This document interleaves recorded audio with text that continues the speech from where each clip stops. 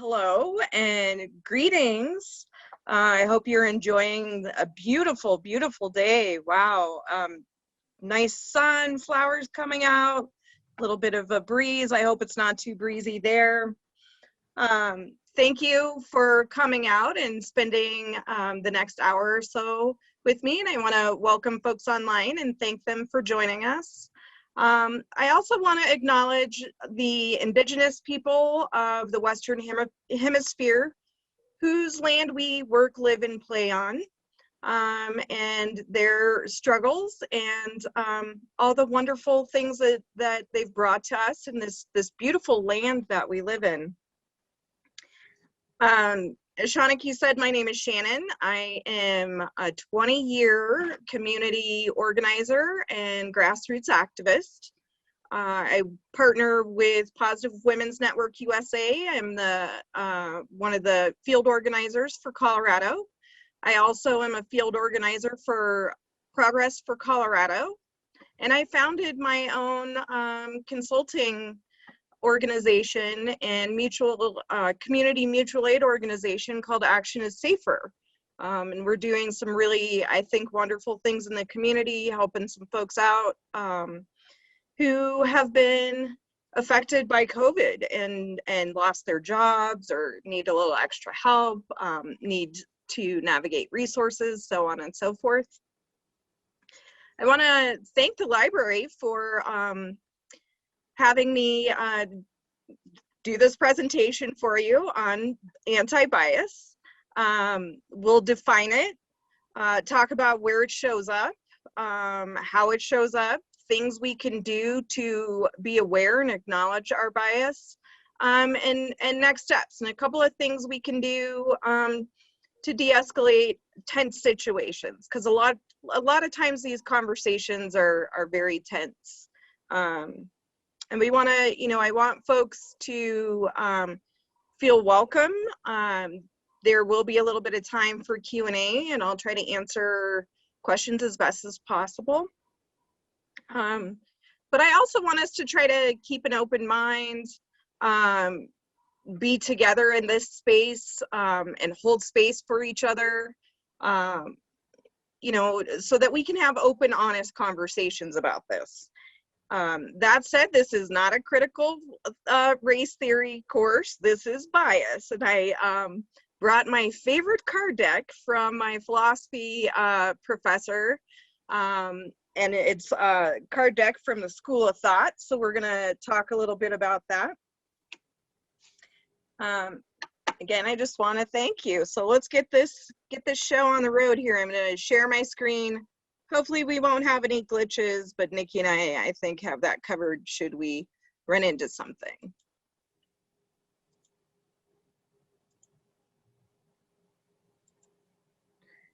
All right, so here's a little bit of information about me and how you can get a hold of me to ask me questions if you want.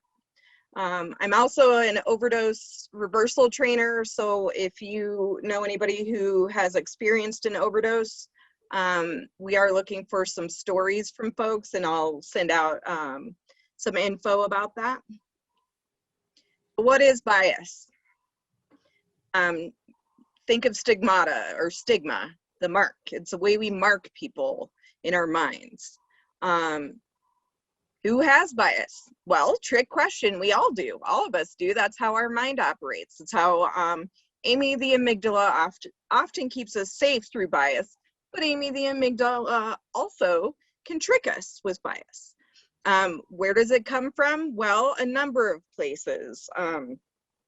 Comes from our intersectional environment where we grow up, basically. How does it show up? Through language, through actions. When is it a problem? When it harms others. And it can do harm to ourselves. We need to be kind to ourselves in this world right now. Things are challenging enough. Why do we need change? Because change is awesome. Change is probably one of the truest things in the universe. So again, bias, think stigma. It's a prejudice for or against one thing, person, or group compared to another, and usually it's considered unfair. That said, if you have grandchildren, you may have experienced bias, because as we know, your grandchildren to you are probably the cutest beings in the world. My grand doggo, for instance, to me is the cutest being in the world. To me, my grand reptiles, I love them also. So, you know, but bias can have positive qualities and negative qualities. When we're talking about it in this space, we're going to talk about some of those not so great, some of those yucky qualities. Bias can be implicit or explicit, so it could be in our subconscious where we don't even realize that we have it and we're acting a certain way. Ageism is a thing that I see a lot, you know, where we think younger folks don't know because they haven't been around the world, they haven't gone around the sun as many times as we have, or older folks have been around the sun a few extra, you know, a few times more than we have, and so, you know, their knowledge is outdated. That's ageism. And that is an ism, and all the isms are basically bias. And these terms are adapted from the Perception Institute, and I'm fine if this slide deck is shared, just FYI. So the yucky stuff, bias, where is it? We see it in terms of racism, we see it in terms of capitalism, environment,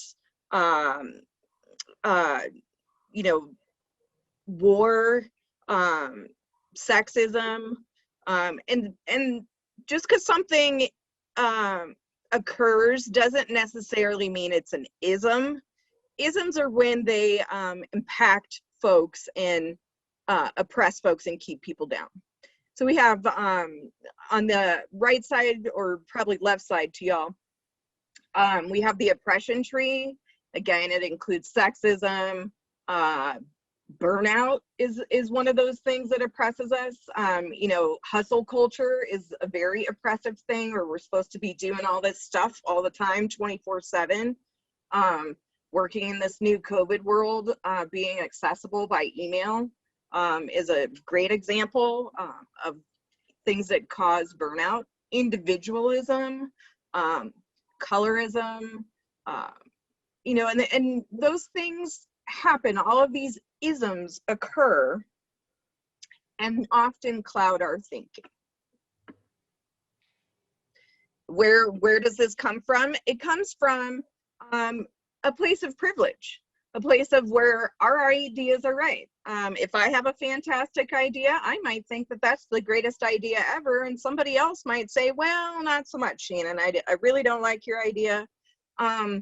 You know, we often again see this with young folks. We call young folks, you know, they're idealistic, so on and so forth. But think of those ideas that people have. And those ideas are put into our institutions, and our institutions are set up based on said ideas. Then we bring, say, you know, decision makers, stakeholders into that, and those become interpersonal. And then finally, internalized or intrapersonal. And those are some of the 4 ways that we may see bias. And I'm going to go back to the bias slide here. I want to stop sharing for a moment. I want to show you these cards and tell you a little bit about what they say. So this is from the School of Thought, and it says, thou shalt not suffer from cognitive biases. It's obviously, you know, trying to be a little bit funny. And so this is a game you can get online, and you can play this game. It comes with bias and fallacies, so it's kind of fun to identify stuff, especially if you're watching the news. It's a blast. And so some of the biases that are the most common that we see are confirmation bias, where we favor things that confirm our existing beliefs, right? So, you know, we're primed to see and agree with ideas that fit our preconceptions, and to ignore or dismiss information that conflicts with that. That can at times cause cognitive dissonance, where you know, it puts us into that great zone of uncomfortable spots, and pushes us right out of the learning zone. And when we believe something, our minds, especially Amy, if it's unconscious, then Amy is tricking us into believing that what we've already, what we like and what we favor is great. So, Coke versus Pepsi, right? That's one that I could think of. Those blind taste tests from the 80s and 90s. If anybody remembers the clear Coca-Cola or new Coca-Cola that came out, some folks, liked it. A lot of people didn't. And group bias is another one. And that is where we unfavorably favor those who belong to our group. So, you might see groups of people that are very similar hanging out together. Folks that may have the same hobby, hang out together. We see that, I think middle school to me is where I see that starting. And that's sort of, that if we let it and we don't get to know people that are different from us or like things that are different from us or try new foods or whatever, that may be a lifelong thing that we just hang out with our group and, that's that. One of the interesting things when I was student body president at what was Mesa State was learning that a lot of the folks that attend Mesa State, almost 75% of those folks, have never been more than 100 miles away from home. And I thought that was really, really interesting because I felt like there were a lot of folks that were attending that, came 300 miles. Some folks, it was their first time on the mainland. But what you see is a lot of those groups will hang out together, like the skiers will hang out together, the raft people will hang out together, and if the skiers don't, if person A doesn't hang out or group A doesn't hang out with group B, we have that in-group bias. Belief bias is another one. It's a conclusion. If a conclusion supports your existing beliefs, you'll rationalize it, rationalize anything that supports it. So we automatically look for things that support our bias wherever we are in all our interactions in this world. Fundamental attribution error. We judge others based on their character, not on their character, but yourself on a situation, right? So it's not kind to view others' perspectives with charity. It's more objective too. Then anchoring. The first thing you judge influences your judgment and all that follows. This is kind of where that opposite deal comes in. You can't judge a book by its cover, right? But we try. So we may see someone and we make a judgment about them, a snap judgment about them that's most likely incorrect. Sometimes it's correct, some things are, but not everything. We don't, there's this what we see, on the surface. We don't know what that person's iceberg is or what they're experiencing today or why they're in a bad mood, why they're in a good mood, who knows, right? The backfire effect. This is a fun one, and we see this everywhere right now, is when your core beliefs are challenged, it can cause people to believe more strongly. And really, that's where we talk about where people dig their heels in, right? The just world hypothesis, your preference for a just world, makes you presume that it exists. And these are all pretty philosophical ideas, right? Maybe a just world does exist, maybe it doesn't. Everybody's got different views on that. And then one of the ones that's really important right now is the bystander effect, where we presume somebody else is going to do something in a situation. So, oh, so-and-so will take care of that. I don't have to worry about that. Well, we do have to worry about it. We should worry about it. And by not worrying about it, that's what's got us here in this world right now. So I'm going to try to share my screen again.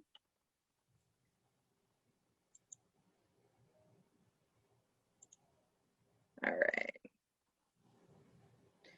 All right. So when we talk about bias, we're talking about safety, and we're talking about physical safety, we're talking about spiritual safety, and we're talking about emotional safety. And that safety is often not intersectional. So we're not looking at gender, we're not looking at someone's religion, where they grew up, their environment they grew up in, you know, how short or tall they are. Basically, we're not looking at their multiple identities that make a person who they are. And often we operate on who we are versus who the other person is or the other people. You know, when we were talking about the ladder of allyship and you know, switching from a dominant group to a collective group or a group that is coming together to make change for something, that can be really, really uncomfortable. And language really matters in this. So if we're talking about, say, ableism, language really matters. Instead of saying that cripple, we might say, that's pretty, you know, stigmatizing, right? We might say that person who uses crutches, the person who uses a walker, the person who uses a wheelchair or a chair. And so we really need to be aware of how our language not only affects others, but how language makes us think about things and interact with the world. So if we look at things, ableism is one of those things that I can think of, and ableism and ageism go together quite a bit, because elderly folks, I think, are left out of a lot of stuff. Looks to me like there's a pretty sweet ramp there and not many steps. So, you know, that's somebody thinking about accessibility for folks there. One of the things that I think we're missing here in this presentation, and hopefully I'll learn to do this soon, but, you know, this, we're leaving out some folks who may have different types of hearing. For folks on the phone, I'm reading the slides because I can't really see what's going on necessarily. And a lot of times we assume on Zoom meetings that everybody can see what we're doing.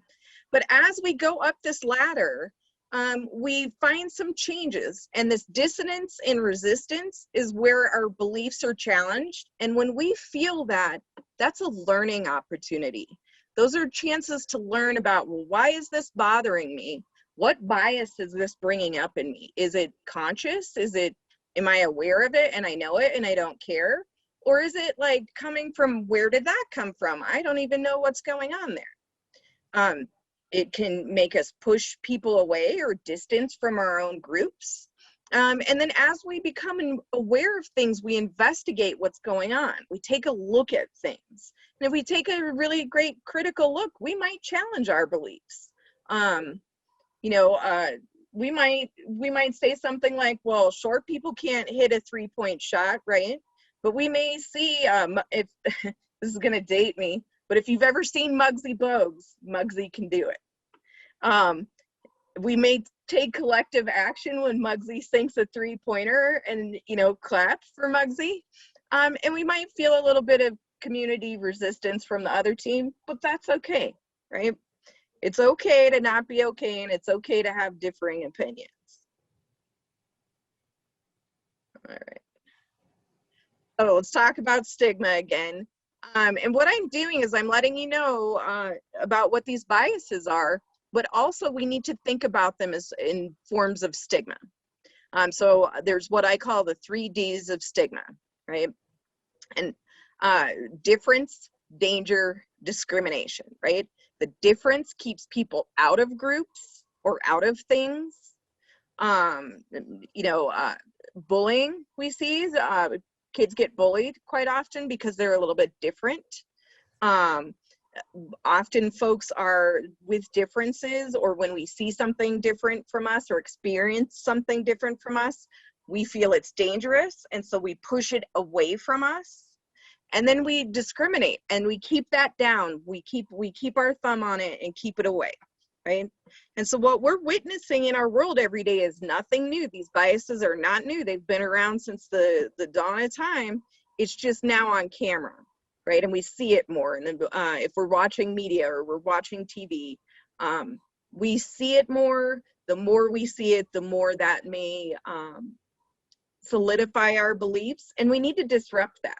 We need to stop that and learn to look at things and how we're stigmatizing others, right? Because that's often very, very hurtful and can have terrible, terrible consequences, as we know in this community. So how does it show up? Fear and isolation. So folks may say, yeah, I'm just not gonna be involved in that, or I'm not gonna go to the lunchroom anymore. I'm just gonna go eat my sandwich outside because the kids are mean to me or whatever. Moral judgments. So, all folks who overdose, for instance, are bad. We don't know what's going on with them. All homeless, houseless folks are bad. These people are bad because of X, Y, Z. We blame and shame people. It's their fault that things are the way they are. We shame them. You're always going to be like that. You're never going to be better or different. We criminalize those folks. We pathologize those folks like that's all they're ever going to be. If somebody's been to jail or prison, that's a very common one where they're always just going to be a convict, or folks who use substances, they're always going to be junkies. That's all they'll ever be. And it's really yucky for me to be saying these words, actually. And we patronize them, right? Then, again, stigma can come from a few different places, and that gets into those 4 I's that we talked about earlier. Stigma and bias can be individual. So we can experience it just as one person, and sometimes we can internalize that. And when we turn that in on ourselves, it's very damaging because it almost always comes out in a really ugly way that we interact with the world. And so if we're aware of that, we can challenge that and work through it. So you may hear, not in my backyard, I'm not having that go on here, so on and so forth. We may see it through organizational things, through policies that people make, working hours or service hours are one of those big things. Like, I sure hope that X is open because I work 9 to 5, and they're, like going to the doctor, for instance. I know there's a really amazing doctor out there in your area that has evening hours. And I think that's really, really cool for folks who work 9 to 5, or folks who maybe their partner works 9 to 5 or whatever, and they're unable to seek health care during what we call normal banker's hours. We see it through media. Really any media you turn on, or anything we read is generally an opinion piece, and we really have to take those apart and look for some qualifying words. That's a whole nother workshop. But we need to really be aware of what we're putting into our brains, because if we're getting our news from one source, that's usually not a good idea. I read all kinds of stuff from everywhere. I read, I might look at CNN, I might look at Fox News, I might look at the high school newspaper.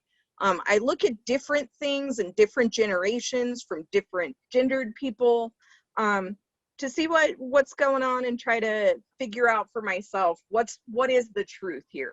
We often hear there's this person's truth, the other person's truth, and the truth, right? And we don't really know often if there's a truth with the capital T, but we'd like to find it. So really, really considering how we're consuming media, and how especially social media can be really challenging. Service delivery. We could look at how people are actually doing, say, direct service for folks. We've seen, let's do the library. One of the cool things that I think the library did during COVID was allow folks, they had to close some of the library branches to patrons. And so folks were allowed to come pick up books. One of the other things that I remember is there were a few times where the library was completely closed. And I am pretty sure that late fees were waived. That's pretty cool. That's a nice change in service delivery that came from an anti-bias view.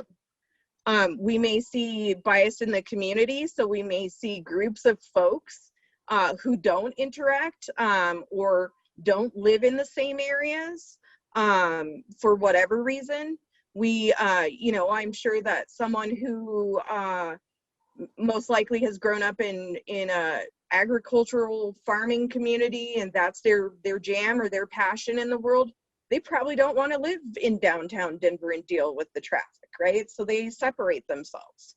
We see gentrification often. So we see folks from, like, we're experiencing an influx of folks moving from other states. That's not necessarily bad, but we do need to watch what's going on. We see redlining, right? So we see Chicago and Philadelphia come to mind when I think about it way back in the day. So if you've ever read Upton Sinclair's book, The Jungle, there were working class areas versus the upper class areas, right? So literally a split by the railroad tracks. That era is where we get from the other side of the tracks. And there's self-stigma and internalized stigma. You know, we may think something bad about ourselves because other people have stigmatized us and we've been led to believe that that's the truth. Or we may be different in some way than other folks and stigmatize ourselves because that's, quote, not acceptable to the general population or society. And so we may internalize that and reject that very vehemently or very, very strongly. And then there's stigma by association, you know, who you hang out with. And this is a middle school thing, getting back to that. I know y'all are in the middle school auditorium. You probably remember that, you know, there was always one kid that nobody wanted to hang out with because no one wanted to be associated with that kid because we were all stigmatizing that kid. And if somebody can say that they're not biased or they didn't stigmatize someone, I wholeheartedly encourage them to revisit their middle school years. Now, what do we do about it? We can talk about meeting people where they're at. Don't leave them where they're at. Encourage any positive change and work from nothing about us without us, right? So we can look at things and we can say, nope, I'm not changing, right? And that's what we call pre-contemplation. And then we can go to, well, or I'm sorry, nope, not me. Or we can go, well, maybe I'll think about it. Maybe I'll watch a different news show, right? Or maybe I'll watch a different TV show. And we think about that and we look at that and then we're like, well, you know, I really like this show. I think I'm thinking about watching it regularly, right? If you know somebody who is trying to quit smoking, this is a really, really great wheel of support, I call it, where the person is like, nope, I'm fine smoking. Well, maybe I should stop. Well, I really want to stop. And that's where we can come in and say, well, how can I support you while, you know, you're deciding not to smoke? And you may ask them permission if you could share permission on how you or someone you know stop smoking. For instance, I might ask someone permission, hey, do you mind if I share some things that I learned with you? And if they say yes, then I say, oh, I learned to hold on to a pen. And I learned to drink lots of water. And I learned to have some lemon drops on hand, some hard candies on hand, or coffee candies. I know for one of my grandparents, they really, really like these caramel candies. And that's how they stopped smoking, right? And then when we do that, when we check our bias, we're like, well, hey, I might want to change, or I might want to look into this, you know, let's see, this belief bias. And, oh, I see where that's not helping me or helping me understand other things or other folks to, oh, hey, check me out, understanding doing this. And then when we do that for a while and we create a habit, we're keeping that up, right? Sometimes we slip up, and that's okay. That's not the worst thing ever. We can start this over. We can revisit different areas of this, and start over, or pick up where we left off. How do we do that? We adopt a new and person-centered language. So that person living with substance use disorder, that person who drinks alcohol versus that alcoholic, right? That person who is experiencing homelessness, that person who is recovering from COVID-19, so on and so forth. And we build authentic relationships. We take a risk and we say hi and we chit chat for a minute, right? And we look at the other side and try to find some sort of common ground. Had a really cool conversation recently with somebody about fly fishing by just striking up a conversation with them. And I learned more than I ever knew about fly fishing. And I was like, wow, this is really cool. I might want to check that out. We can also do peer-led education, where we as peers in the world, whatever our jam is, you know, whatever really lights us up or sparks us, we can look and educate others on what we've learned and how we learned it. We can read together. That's where this community read is coming together. Give each other opportunities to reflect on the reading and then discuss it. And that, I think, that peer-led education and learning together is how we can create some of the biggest change in the world. Personal development. You could take a course just for fun. I'm currently taking intentional peer support. Not really just for fun. One, because it was offered and I've never seen it offered here before. But two, because I want to learn more about it. And I want to learn about supporting other folks. And then we can do some advocacy. This is a form of community conversations or advocacy. You know, talking to elected officials or advocacy. Talking to stakeholders and decision makers. That's advocacy. And a little bit about intentional peer support, because I think this is the way we can make a lot of change in the world, is to find ways to connect.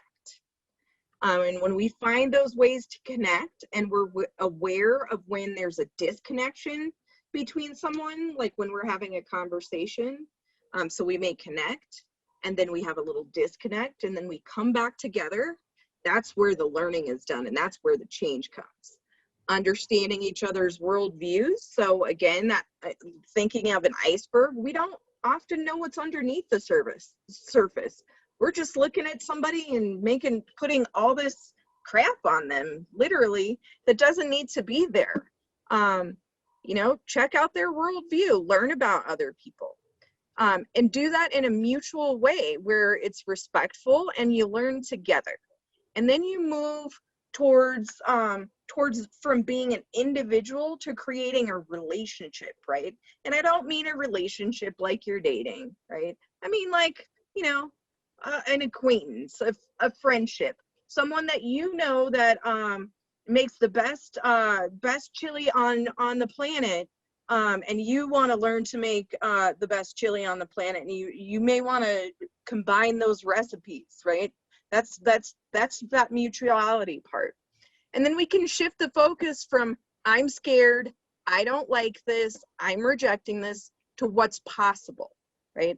And possible is where I think we need to be in this world. What possibilities can we create to make the world a better place? Because we can do it and we can do it together.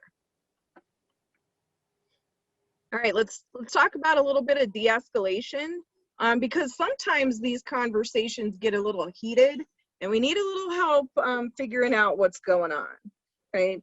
I'm just checking the time here to make sure that we're on time. So we need to distract, delegate, document, delay, and direct, okay? So 5 Ds, Want to distract someone, you know, hey, excuse me, can you tell me where XYZ is? Strike up the conversation for a minute. Now, assess your risk first, right? You don't, if this person has a weapon, maybe chit-chatting with them isn't the best idea, but I've actually de-escalated situations. One that comes to mind was a person who had like a 10-inch machete, and I was able to de-escalate that just by talking to this person and listening to what they had to say, right? So take it, you know, be relaxed, take a indirect approach. Delegate, get help from someone somewhere. You know, you may want to intervene, and this is where that bystander effect happens. And you'll see this when first aid needs to be rendered quite often. People stand around and they're not real sure what to do. So that's where you come in and you say, hey, I need you to get on the phone and call 911 and give them, this is where we're at, give a description of this, talk slowly, not panicked, right?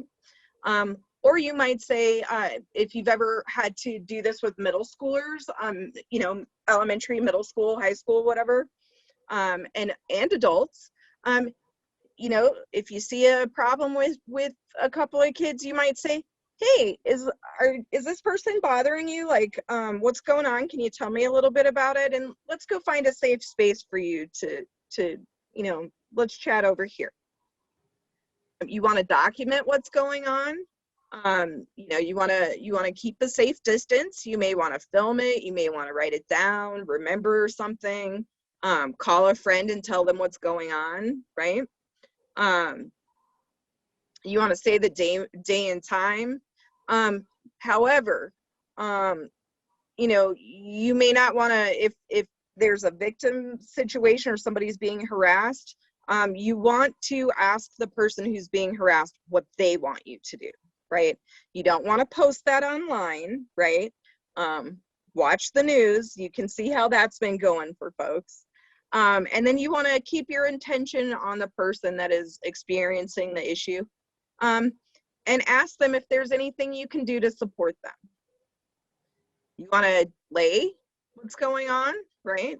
After the incident is over, you want to like give some space, just hold space with people. Sometimes that means being quiet, and that's really a challenge sometimes. But after the incident is over, you want to check in with them, and say, hey, do you mind if I sit with you for a minute? Can I go with you somewhere? What do you need? This is really, really good in supporting people through grief situations. It's not necessarily delaying the grief, but it's checking in with the person. And then we want to direct things. You want to assess your safety first. You want to speak up about it and say, hey, I need you to stop doing X, Y, and Z, and I need you to move along, right? You can also talk to the person who, say, is being harassed and say, are you okay? Do you want me to get help? Do you want to come with me and walk over here, right? Those are good ways to do that. And think about, you know, how you might do that, say with a high schooler, and be gentle, you know, anytime there's a need for this kind of situation or a first aid situation, don't run. We don't want you to get hurt. Don't want you to expend your energy. You may need it for later. So don't run. Don't panic. Okay. Next steps. So we're aware of injustice quite often. And once we're aware of the news, we're aware that there's work to do. But this work and this change doesn't come easy, right? It doesn't just happen by being aware. By just knowing about it isn't enough, right? We need to disrupt it and do something, right? If that were the case, we wouldn't have all this stuff going on, right? Being aware is the absolute minimum, right? It's what you do next that matters. Again, thinking of first aid, just seeing something isn't enough. You know, sometimes we need to render aid to someone, right? Turn that awareness into being alert, being aware, being conscious of what's going on, being aware of our bias and how that's coming into our life every day, and how that affects our interaction with the world, and turn it into being active to disrupt that, and try not to be ageist. So I spent a lot of time with my grandmother and my great grandparents, and every time they would start annoying me, I would try to remember that I was being ageist, right? One of my family members has suffered from dementia and now Alzheimer's, and would repeat these stories over and over. So to make it fun for me, every time we'd have these stories, I'd give a little bit of detail with the first time they told me the story. And then each time they told me after that, I'd add more detail. So it was kind of fun for me. So I wasn't getting annoyed by this, gosh, you're so old, this is bugging me stuff, right? So I was like disrupting what my bias was and flipping that into a positive experience. And it actually ended up being really fun. So we want to turn it into being intentional, which is what I was talking about, by being aware that, grandma often annoyed me. I would be intentional with, I know I'm going to get annoyed and I know this is going to take a long time, so I need to be patient, right? Turning it into something because we're aware of it without action is just ignoring problems, right? That said, if somebody is experiencing stigma and they're talking about their experience and you feel uncomfortable, that's on you. You need to sit with that and let that discomfort be productive from you. Learn from that discomfort. Sometimes sitting with that discomfort is challenging, but there's a lot to learn from it. And don't try to get away from it, because we can't.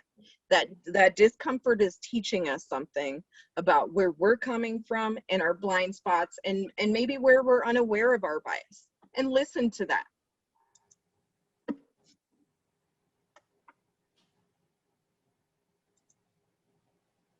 Forgot one slide here, sorry.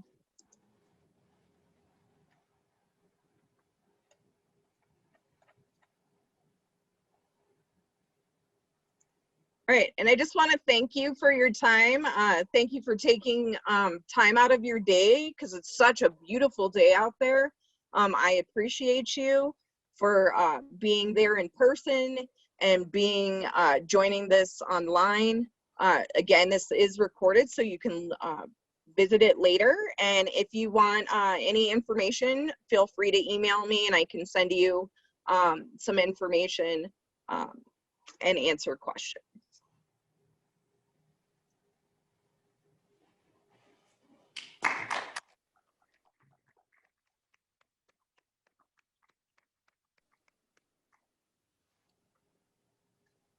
All right, I see a question here. You're very welcome. Thank you for joining. This has been really, really exciting. Does anybody have any other questions or want information on where you can get these fancy cards? They have a creativity deck that's cool also. Where can you get those fancy cards, Shannon? Can you hear me? I am having a little bit of trouble hearing you clearly. Shawniki was just asking where we could get those cards, Shannon. Yeah. So it's called the School yourlogicalfallacy.com and the schoolofthought.org. So they have a bias and fallacy deck, and they have a really, really cool creativity deck.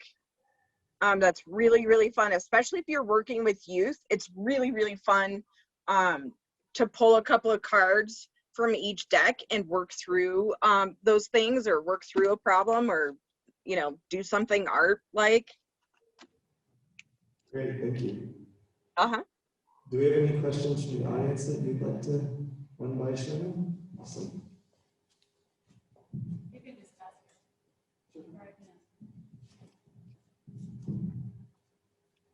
it. Shannon, what specific kind of bystander training would you recommend for K-12 teachers and students? Oh, wow. So Hollowback is one of my favorite ones, and I just joined Hollowback. They're the Universalist Unitarians have a really, really cool de-escalation training, NPR. I can send some info to the committee about NPR had a really great story about bystander intervention, but I will be bringing those to the community regularly, at the very minimum quarterly, but I'd like to have them monthly, so I can send out some information. Great, and if you want to sign up for our newsletter, we'll make sure to include that in our next video. Anyone else have a question that you'd like to run by Shannon? Yeah, I'd actually like to know about the peers. I'll just sit here and ask questions. All right, we've got a lot of questions over this corner, so. Okay. Also, just a reminder, if we could do one question from the live audience and one question from online, just to make it fair. Go ahead. So we had a person that said, such an excellent presentation. So sorry for not being able to be in person. We needed to be better, and you know, being here is being better is what I will say, and thank you very much for your compliment.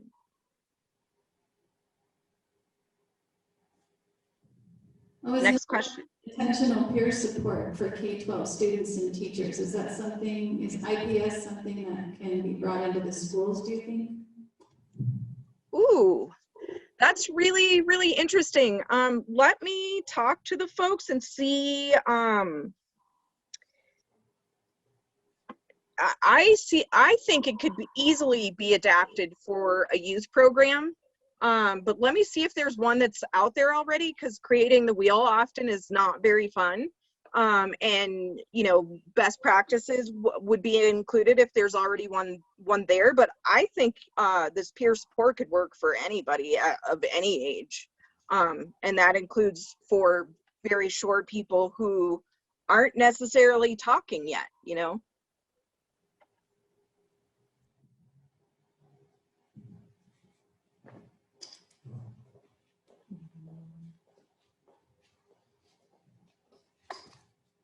Looks like we've got another online question. It says, thank you for your time today. Can you elaborate on how bias could be used positively and also negatively in real life situations?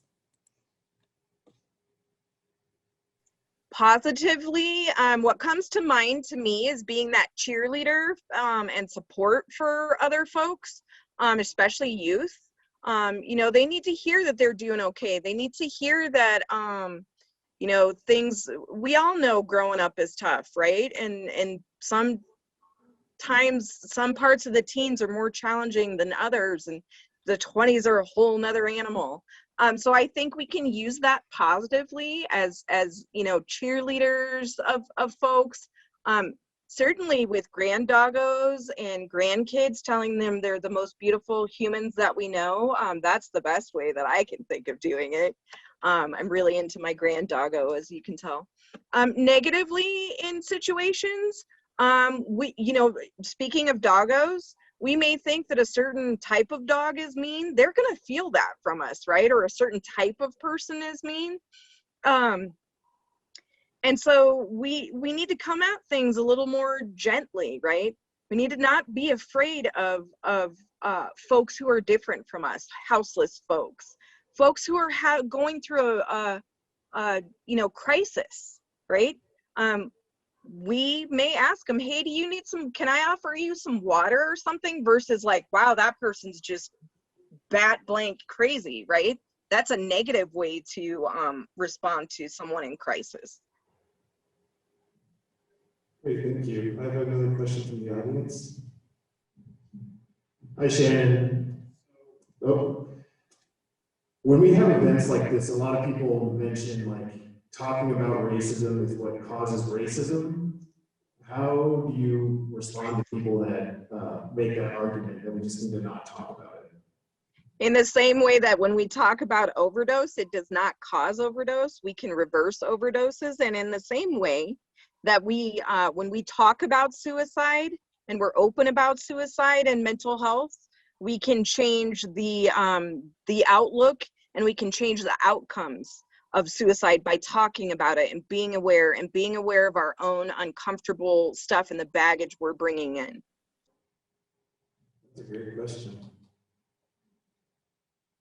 Do we have any online or anyone? Doesn't look like it. Okay. Another one from the audience. Thanks for presenting, really appreciate it. You mentioned that we all have bias and that in order to, for lack of a better term, attack it, we have to be aware. What do we do when folks aren't aware? What steps do we take to raise awareness, but also not alienate and not and create a situation where we can't make progress? Because it seems like we're talking about once you're aware, you need to do this, but what if we're not aware? Oh, that's gold. I love this question. So you could say, hey, I went to this presentation and it's available online with the library. Check it out. You could purchase that deck and play the bias and fallacy game while watching the news. Trust me, it's super fun.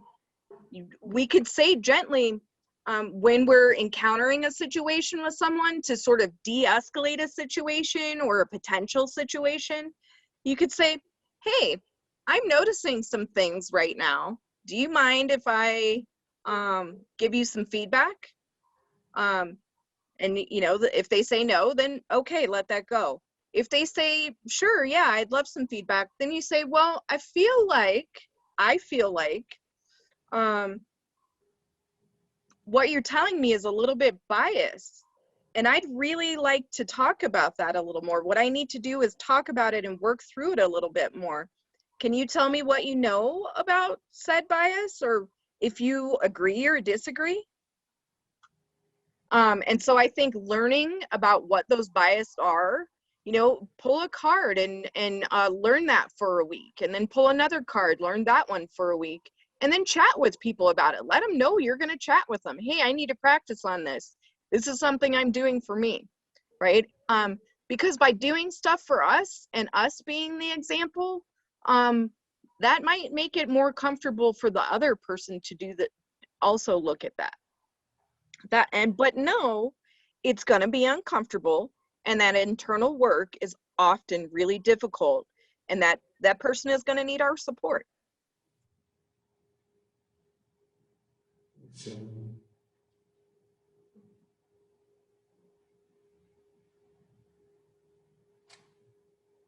All right. Any other last questions? It looks like we're maybe. All right. Well, this is some really interesting questions. Thank you so much for those questions and bringing them for Shannon. Shannon, thank you for your amazing presentation tonight. I wish I could be on stage and we could at least do the elbow bump, but thank you for being here. Yes. I guess what we can do is we're kind of near the point of winding down anyway. But if you'd like, out in the hallway, you'll notice there's some question boards. If you want to interact with those, we've got some questions, and some of them are tied to some of our upcoming events, and some of them are kind of tied to our book. But if you want to go read and see what some people responded to the questions last night, and then you could also maybe share your own thoughts on that. And then also, you know, one of the things that Shannon talked to me about yesterday when we kind of had a little bit of a pre-meeting was I said, you know, how do you become active in this? How do you make an effort? You know, as a white person, sometimes I don't really know what to do. And Shannon, what did you tell me?